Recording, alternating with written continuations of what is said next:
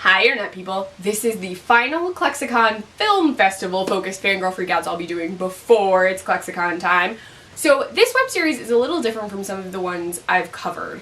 I know Love Language was a lot different, it was more romance and there's no dialogue, but Queering is more drama focused. So the focus of Queering is Harper, a character named Val, I will explain, and D/Devin.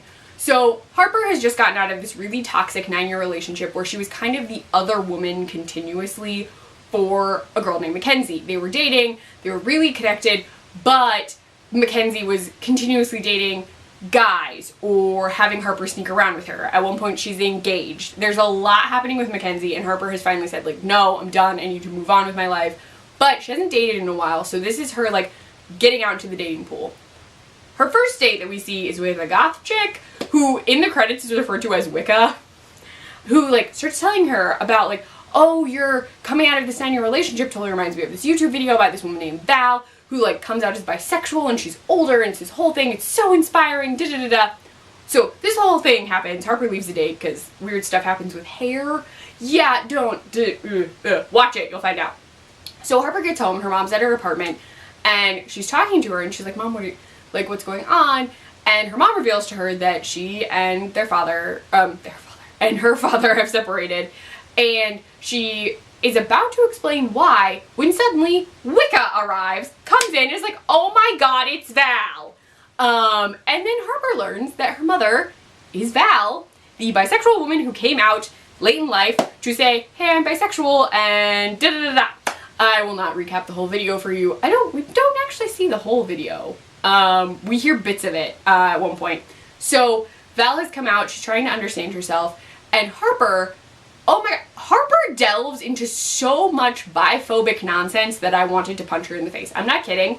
I really did not like Harper at all for an extended period of time because as a bisexual woman, I was like, I'm not gonna curse. I got really angry, like really angry. And Val, like this whole time, is also getting angry because she's like, I was so supportive of you when you came out, like, what is this nonsense? A lot of it is that Harper is dealing with the fact that her mom is now like her in a sense. It's a whole thing where like Harper isn't really dealing with this whole change in her family setup well, and she's kind of projecting. Also, I think she thinks Mackenzie is bisexual and is pissed at Mackenzie still. It's a whole thing. But Dee, Harper's friend and roommate, decides she's gonna help Val find herself and like become the bisexual goddess she should be. So it turns into a whole thing. Dee is my favorite character, I think, of this whole series. She's just hilarious.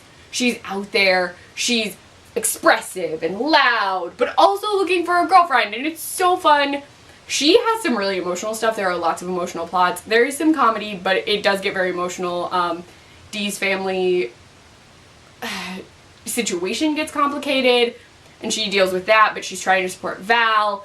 She's also pissed at Harper, which I appreciate. So there's a lot going on. Harper does move past her biphobic comments to her mom, so she does grow and like get over the situation that she's dealing with. But I was real mad at Harper. I did not like her until like season 2. And then I was like, okay, fine. And then she does some things and I was like, meh, Harper. But Queering is really good.